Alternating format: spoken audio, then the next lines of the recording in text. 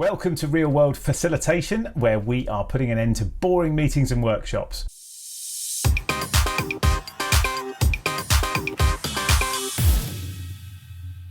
In this session, I'm going to take you through how I use Mural, the online whiteboard, to run a planning session.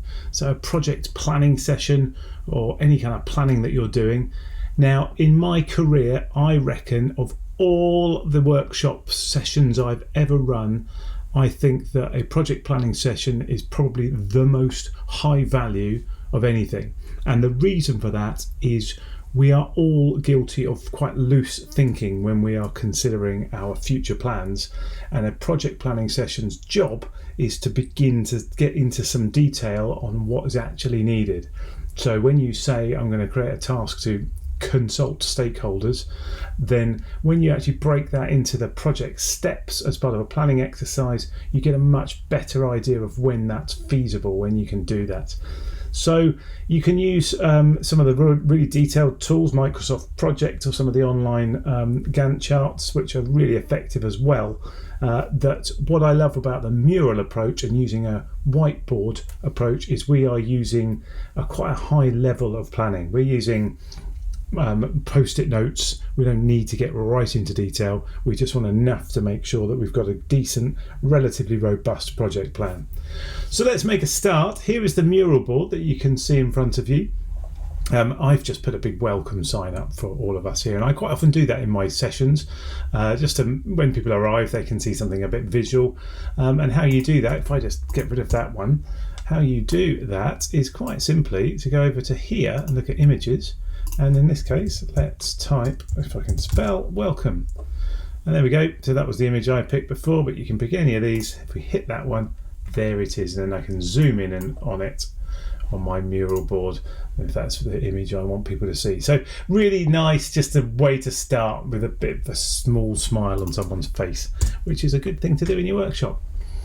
So this Mural board I have set up already with a timeline. So let's go and find that. Here it is.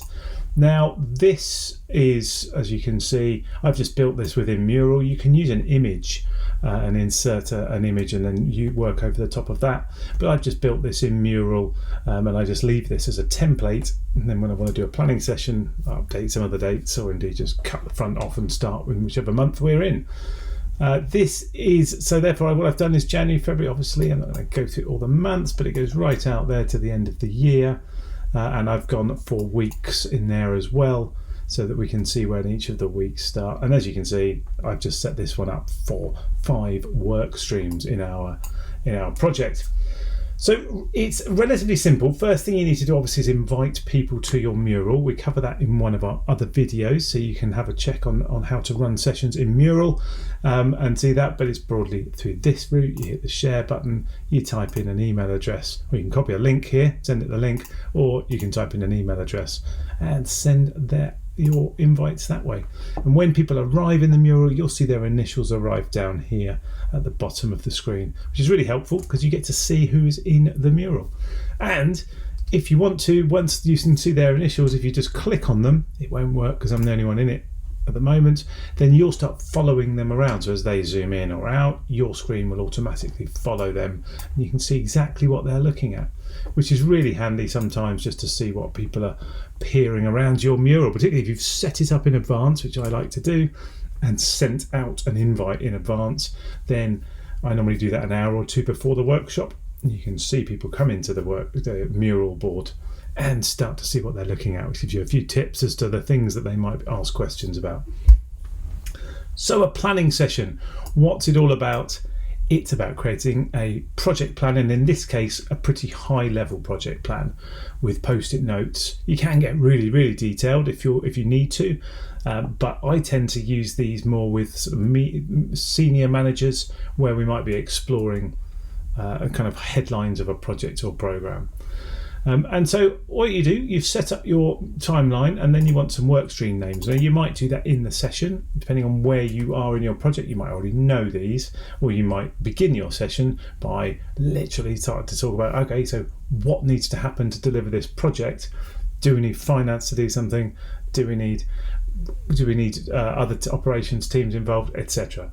So you can quickly come up with some of the work streams. These are the big kind of packets of work, and typically you would describe a work stream, a definition of it would focus on the piece of work that you're trying to get to. So I don't know, if I was trying to do this, I used an example, didn't I, in the introduction of a stakeholder consultation. So let's call that a work stream for the purposes of this.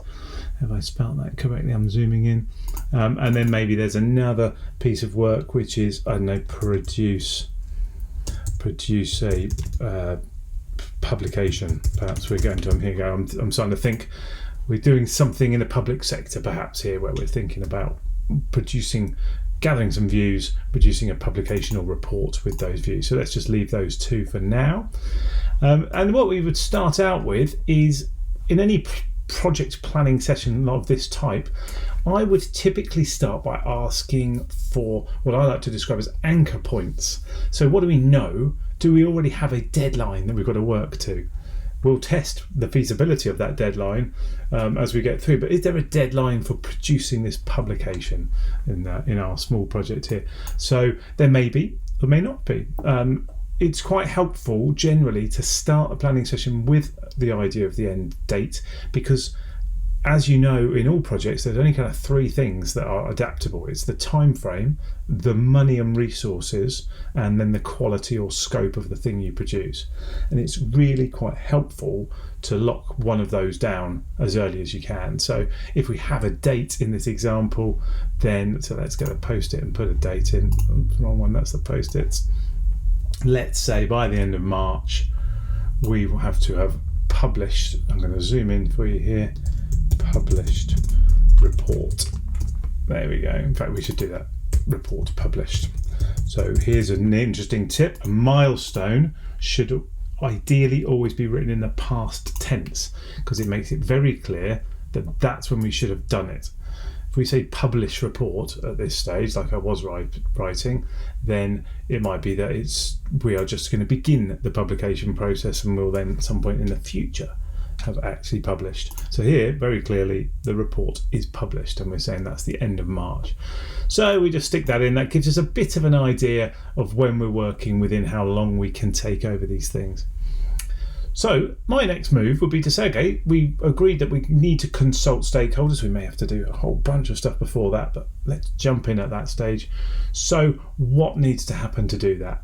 Well, first thing, probably, and this is what the team would be telling you, not you telling them. Let's assume it's also, just for convenience sake, it's the 25th of January and we're planning from. Doesn't need to be today's date. That's when our project is due to start. So here I've just put a quick task bar up, and I'm going to suggest the first thing we're going to need to do in stakeholder consultation is produce a consultation document. Let's make that font bigger. There we go, just hit the plus button. So we're going to produce a consultation document. So now, of course, I'm asking the team for this. One of the main things to think about in all planning is it's pretty pointless planning on your own. It's helpful for your own thinking, but the real value of all project planning is that you've got a group of people who are going to understand your project. They're going to get alignment on understanding what is going on in this project. So that's where the value comes from, is that we're firstly demystifying and unpacking it, but that we are getting to a place where everyone in the team will have a good understanding of what everyone else is doing at various times. Really helps because it gets you clear on when your bit's needed, why your bit shouldn't be delayed because other people are waiting for it, etc. So it's a really handy thing to do. So produce our consultation documents. The first thing is, do we know how long this is going to take? We helpfully have a deadline, so that means we know, if we're not starting till late January, that we don't have a great deal of time. So that's helped us a bit, because you could take 3 months to do this. You could take years to do it, couldn't you, if it was consulting on, I don't know, high-speed rail 2 and all the detail that might need. It could be years, but we're going to give it a couple of weeks. So I'd say to the team, how long are you going to need? Here's the thing about estimating. If you don't know how long something is, you genuinely don't, then one of the very simple tricks in a workshop is to move immediately to, okay, what's the worst case scenario? You know, if it all went wrong, you couldn't get to speak to people, nobody replied to you on time, how long would it take? And they might say, I don't know, take a month. So then what's the best case if it all went brilliantly and you know where we're going next? You then pick something in the middle. So we are going to assume here 2 weeks to produce a consultation document. So there's that. And now I'm going to just hit Command and D, or Control and D if you're on a PC, to replicate that. And the next thing after, well, let's make it 2 weeks, it's finished in there. And the next thing might be to, I don't know, review and sign off. Let's suggest that there's an internal process, and we're going to give ourselves a week. Now here's another thing. One of the it's actually a manufacturing theory, the theory of constraints, which means that you look for the bottlenecks in a process and then you try and you restrain or restrict the rest of the process to the pace that the bottleneck can deal with things.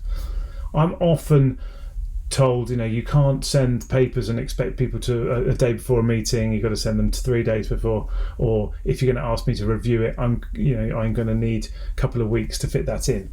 In reality, it's going to take you probably 2 hours, say half a day, let's be generous, to review this consultation document. And I'm telling you, the week of the 8th of February, you need to carve out half a day ready for that document. So now I don't need to have sent it to you 2 weeks before. I'm going to send it to you, and I would like you to have in your diary some time to do it that week. So it's one of the real powerful things about planning in advance with the right people in the room. So we're going to review and sign off. Then let's say we are going to, what are we going to do? I guess we're going to publish it, haven't we? So let's publish the consultation document. So we're doing whatever that means. So that really is a milestone. But actually, no, there's going to be some activity, isn't there? So you're probably going to have to stick it up on websites and all of that stuff. We might want to explore that. If you were being more detailed in this project plan, you might zoom in on this, and we might say that we want to, within that, I'm changing the time, I don't want to do that. Let's go back up here. So we might want to grab some of this and we say we're going to post to blog, we're going to tweet, we're going to load on our website. It's upload, isn't it? But there you go, let's just leave it like that. So all I'm doing there is adding in the post-it notes of more detail, so you can get more detail, we can get right into the detail, but for now I'm suggesting we aren't going to do that. We're doing a higher level. But what we do need to know is the who is going to be the person doing this. Now here's tip number 2 for all project planning: find out the who really early in the conversation. What tends to happen in project planning is people will be quite fanciful about what's achievable when they're thinking there is someone else that's going to be doing it. So if you get the who is going to be doing all of this, ideally it's the same person running all of this. So let's put our name in, let's put, I don't know, Sharon can be doing all of that.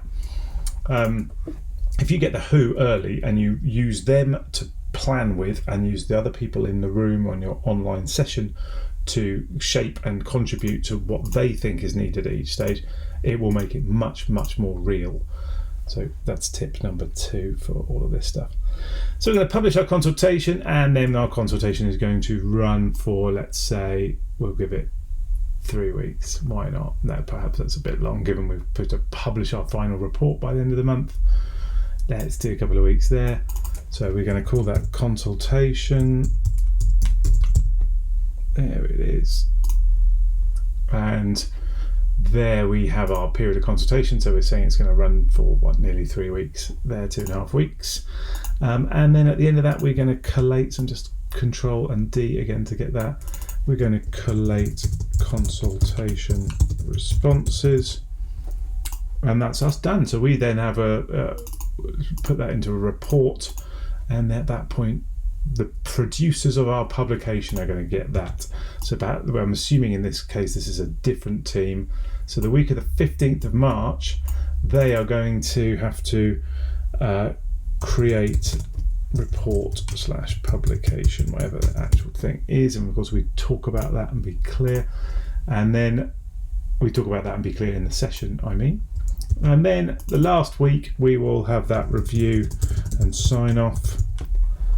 So that's going to run right up to our deadline, which is the end of the month. And then let's just make that into a different color.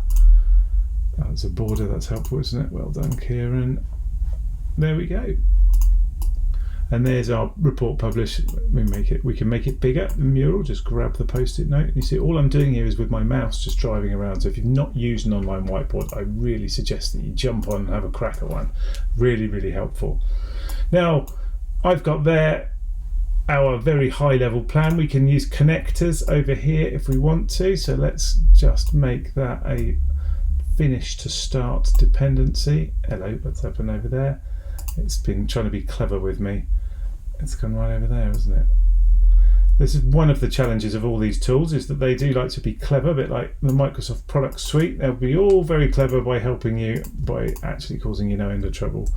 So just bear that in mind, and undo is your friend in all of this. So just using the undo shortcut on the keyboard is the way to make things go away when you mess them up. And you will mess them up all the time. So I'm going to make that a bit fatter. That's our easy, quick guide to running a project planning session.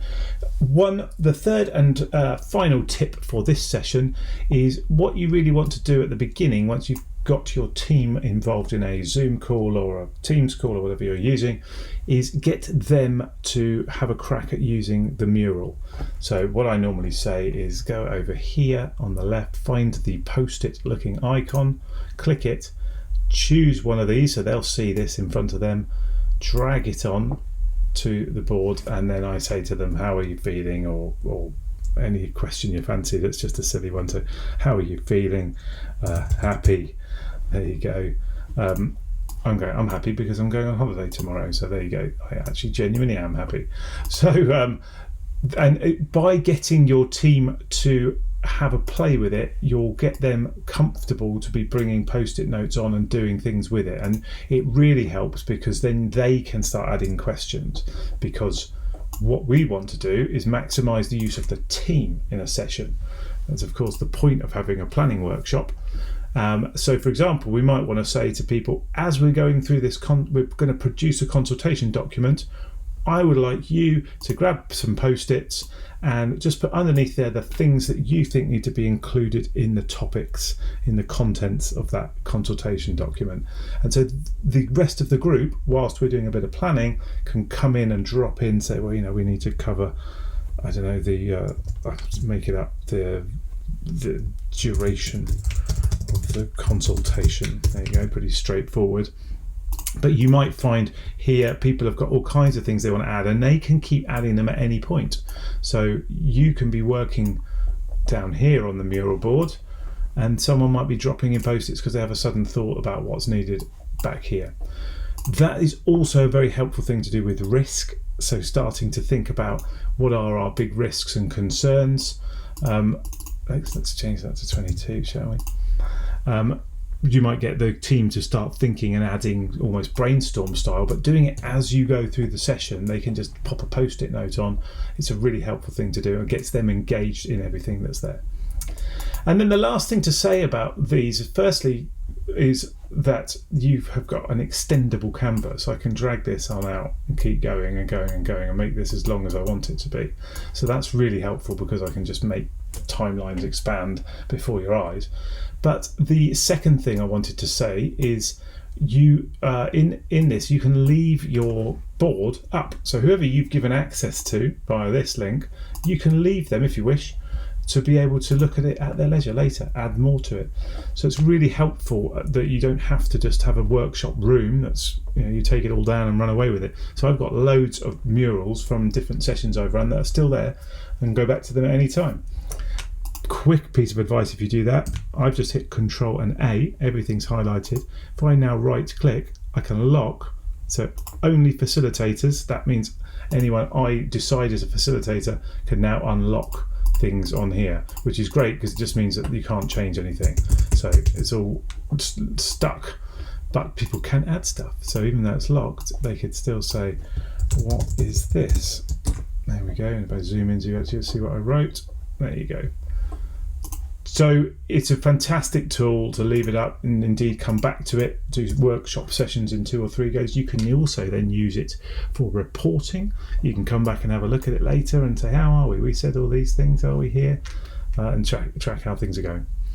That's enough for now. If you'd like to know more about facilitating events and workshops, then please download the guide. There is a link in the comments below. And if you like and subscribe to our channel and like this video, that would really help us out. Thank you very much. I look forward to speaking to you next time.